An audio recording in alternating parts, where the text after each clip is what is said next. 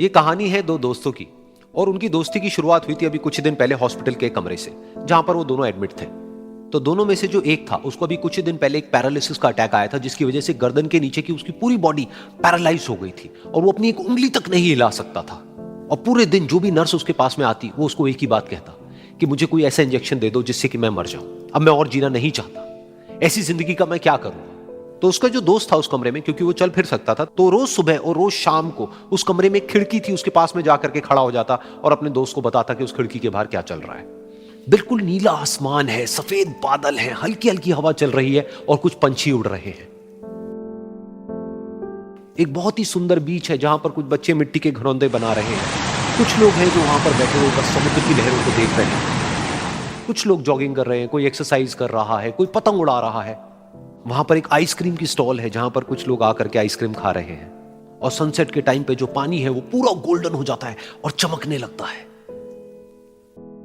तो शुरू में तो जब उसने वो सब बताना शुरू किया तो उसके दोस्त के ऊपर ज्यादा असर नहीं हुआ, लेकिन धीरे धीरे उसके अंदर जीने की चाह जागने लगी। अब वो सुबह का इंतजार करने लगा कि जल्दी से सुबह हो और मेरा दोस्त मुझे बताए कि आज यहां पर क्या हो रहा है। कुछ दिन तक ऐसे ही चलता रहा।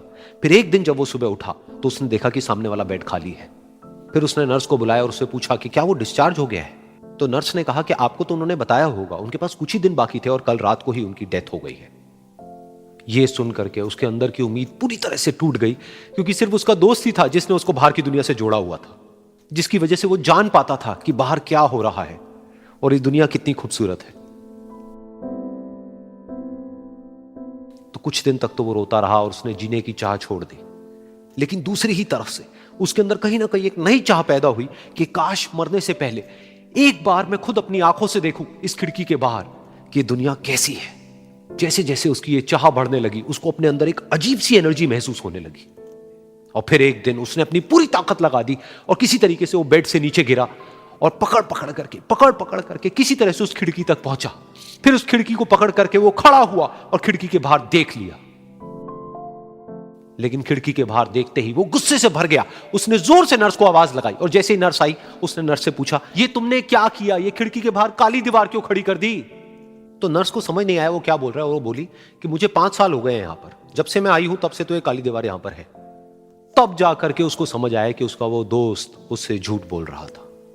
और उसने नर्स से पूछा, अगर ये काली दीवार पिछले 5 साल से यहां पर है तो मेरे दोस्त ने मुझसे झूठ क्यों कहा। तो नर्स थोड़ा सा मुस्कुराई और बोली कि मैं ये तो नहीं जानती कि उन्होंने आपसे झूठ क्यों कहा, लेकिन मैं इतना जरूर जानती हूं कि जो भी कुछ उन्होंने आपसे कहा उसी वजह से आप अभी अपने पैरों पर खड़े हैं।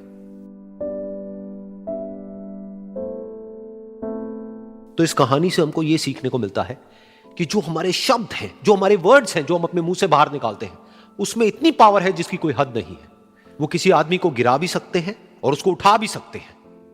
तो अब आपके ऊपर है कि आप अपनी इस पावर को यूज करते हो या मिस यूज करते हो।